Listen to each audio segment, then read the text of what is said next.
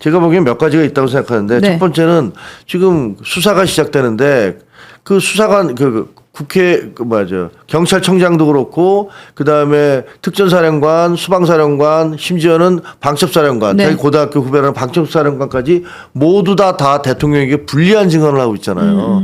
그 대통령이 그동안에 얘기했던 게 다 아닙니다. 네. 라고 얘기를 하고 있기 때문에 이거는 정말로 속된 말로 빼도 박도 못하게 된 그런 상황이죠. 본인이 했던 얘기가 네.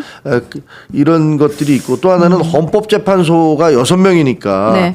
혹시라도 이걸 그냥 차라리 탄핵을 하면 헌법재판소 6명 중에서 1명이라도 반대를 하면 그러면 내가 회생할 가능성이 있지 않을까 뭐 이런 것들을 계산해 넣고서 그러느니 정면 대결로 가자. 네. 이렇게 판단을 하신 것 같아요. 그런 배경이 있을 수도 있고. 근데 사실 오늘도 이제 속보가 나온 걸 보면 말씀하신 것처럼 계속해서 대통령에게는 불리한 증언들이 계속 쏟아지고 있습니다. 오늘 좀 충격적이었던 그 또 하나의 증언은 이런 건데 국가수사본부 특별수사단이 조지호 경찰청장을 조사하는 과정에서 나온 이야기인데 뭐 지금 여인영 방첩사령관이 조지호 경찰청장한테 이제 정치인 등 포함해서 15명을 이제 좀 실시간 동선을 좀 확인해 달라고 했죠. 근데 그 15명의 한 명이 그 15명 중에 한 명이 이재명 대표의 위증교사 사건 1심을 무죄로 선고한 그 재판관 김동현 판사도 포함이 되어 있었다.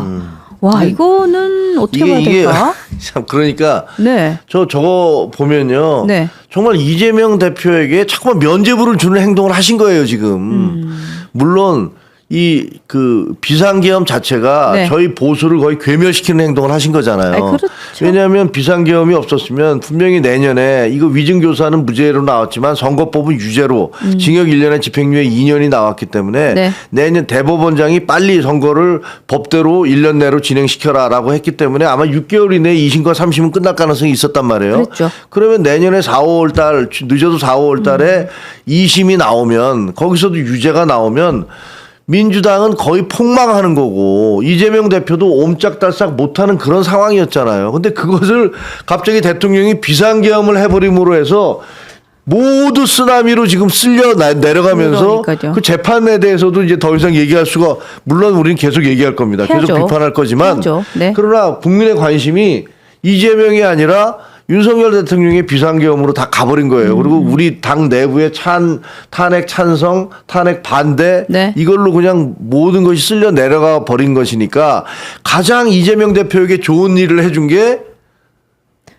윤석열 대통령의 비상계엄이었다. 사실은 그런 얘기를 하세요. 한간에서는 트로이 목마건 얘기 아시죠? 그러니까 그래서 심지어는 네. 야 이거 윤석열 대통령 진짜로 민주당 그 문재인 대통령이 심어놓은 뭐 아니야? 그러니까 이건 X면 말도 아니야? 안 되는 얘기지만 네. 그런 얘기까지 있고 지금 아이고. 조금 전에 우리 김앵커 얘기하신 대로 네. 김동연 판사 아니 판사를 그 위증죄에 대해서 무죄 내린 거에 대해서 저도 뭐 격렬하게 비판하고 그 공격을 했잖아요. 네. 위증 교사는 했는데 그런데 고의성은 없었다. 이게 도대체 말이냐 막걸리냐? 강제로 아이고, 하라고 했는데 근데 고의성이 없다라고 얘기하는 게 말이 되느냐? 이렇게 비판을 했고 사실 저는 이것도 2심에 가면 다 뒤집힐 거라고 생각을 해요. 많은 법률가들도 그렇게 봅니다. 네. 네. 2심에 가서 뒤집히면 그것이야말로 그 국민의힘에게는 큰 응원이 되는 거거든요. 근데 지금 계엄에서 이 사람까지 체포하라고 만약에 체포조를 만들어 놨다면 그러면 사람들이 어떻게 생각하냐면 와, 야, 이재명은 무죄 맞네. 야, 그 판사를 갖다가 정적을 제거하기 위해서 이재명의 그 무죄를 내린 판사를 잡아들이려고 한 거 보니까 이재명은 무죄 맞네. 이런 식의 잘못된 선입견을 줄 수가 있잖아요. 그러니까 네. 지금 보면은 그 윤석열 대통령 지금까지 드러난 바로 보면 윤석열 대통령이 정말로 보수의 역대 해방 이후에 보수를 이렇게 망가뜨린 분이 있나. 네. 정말 그런 생각이 그렇죠. 들어요. 사실 박근혜 전 대통령도 구속시켰는데 아니 그거야. 그때 당시에 검사니까 본인이 명령에 의해서 명을 받으면 할 수밖에 없는 거죠. 뭐 그랬다 치자. 네. 아니 그렇다 치더라도 어떻게 본인이 대통령이 돼서 이렇게 보수를 완전히 괴멸시킬 수 있는지 저는 정말 이해가 되지 않습니다. 네. 김동연 판사 문제도 정말로 지금 사법부까지 다 등 돌렸어요. 그러니까요. 사법부에서도 이거는 사법부에 대한 뭐 심각한 도전이다 이런 얘기도 하고 네. 사실 그럴 수밖에 없죠. 그런 생각을 할 수밖에 없죠. 그러니까요. 네. 아니 그 우리 편을 만들어 갖고 지금 가야 되는데 아니 이런 식으로 만들어 놓으면 사법부에서 판결을 어떻게 하겠습니까? 아이고. 참으로 답답하고. 아이고 참. 그리고 나서 이제 저희가 대통령의 긴급 체포에 대한 속보도 오늘 좀 떴던데 이제 어제하고 오늘하고 경찰의 기류가 지금 달라졌습니다. 그러니까 어제까지는 대통령 긴급 체포도 가능하다 이런 뉘앙스로 계속 기사가 났는데 오늘은 어떤 기사가 났냐면 체포 영장 발부를 검토 중이다 이렇게 해서 기사가 났거든요. 그러니까 네. 지금 수사 속도나 증언이 나오는 상황들에 비춰서 글쎄요 좀 빨라지고 있긴 한데 이게 가능할까요? 어때요?